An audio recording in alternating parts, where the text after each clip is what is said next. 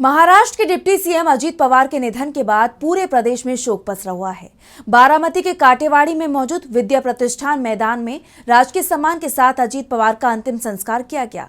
उनके बेटों ने मुखाग्नि दी। इस दौरान जनसैलाब उमड़ पड़ा। अजीत पवार के आखिरी पलों को याद किया गया। इस बीच ये जानकारी सामने आई है कि अपने आखिरी पलों में अजीत पवार ने किससे बात की थी, उनके आखिरी शब्द क्या थे। महाराष्ट्र के डिप्टी सीएम अजीत पवार के निधन से पूरे देश में माहौल गमगीन है। अजीत पवार का उनके पैतृक गांव बारामती में अंतिम संस्कार हुआ।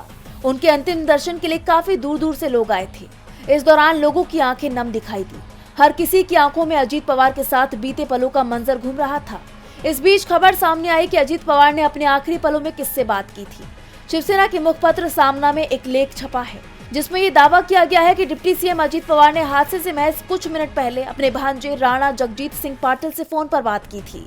अजीत पवार के आखिरी शब्द थे कि बारामती उतरकर बात करेंगे। जगजीत सिंह पाटिल फोन का इंतजार करते रहे, लेकिन दोबारा फोन नहीं आया। किसे पता था कि ये वादा कभी पूरा नहीं होगा।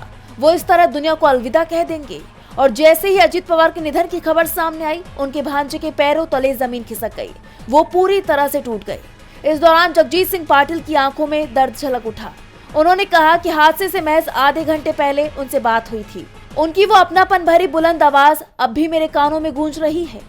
उन्होंने हौसले के साथ कहा था कि लैंडिंग के बाद मिलेंगे, लेकिन पल भर में जिंदगी कैसे खत्म हो जाती है, इस भयावह सच्चाई ने दिल को चीर दिया है।